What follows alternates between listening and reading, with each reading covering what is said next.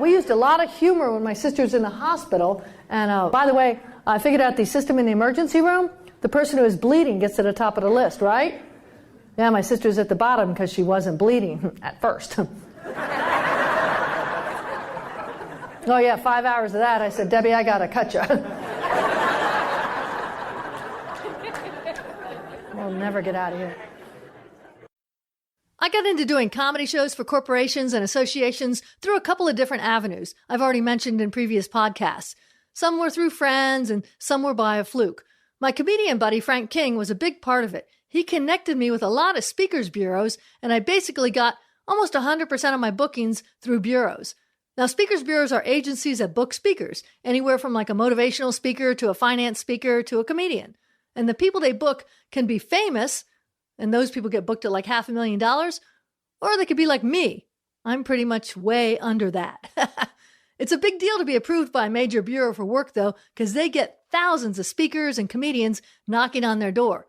One bureau took me into their storage room and showed me shelves and shelves lined with thousands of VHS tapes from speakers. I was really flattered that they wanted to work with me. And I got in with lots of bureaus early in my career, which is really unusual. There was a saying that by the time you're good enough for a bureau to start booking you, you're probably famous enough not to need them. I wasn't famous, just lucky, and I had Frank. I went directly from comedy clubs to corporate work. And that's how I kind of thought corporate comedy booking was. You work through somebody, a bureau, an agent, someone. And for years, it worked out great. I always worked, though sometimes not as much as I liked, but it was pretty consistent. I had fun sending monthly promos to the agents and marketing to them, and I knew a lot of the bureaus around the country.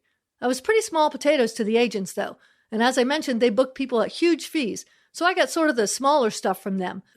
But to me, it was still good fees, just not huge for the agents. I was happy.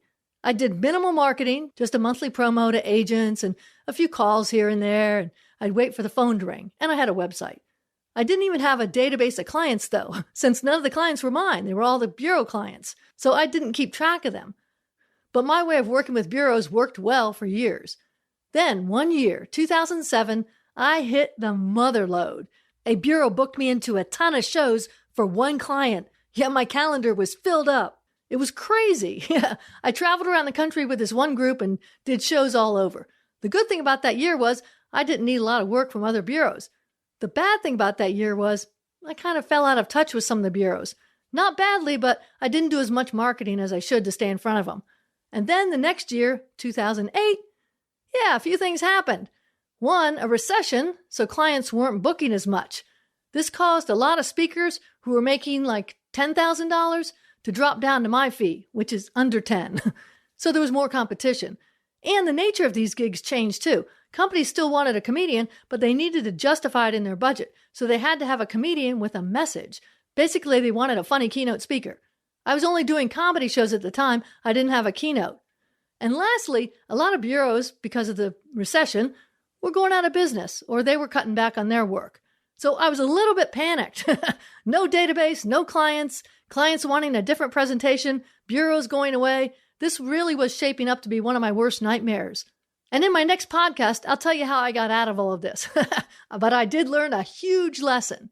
The takeaway from this is do not ever let control of the wheel on the things that are important to you in your life. For me, it was my career.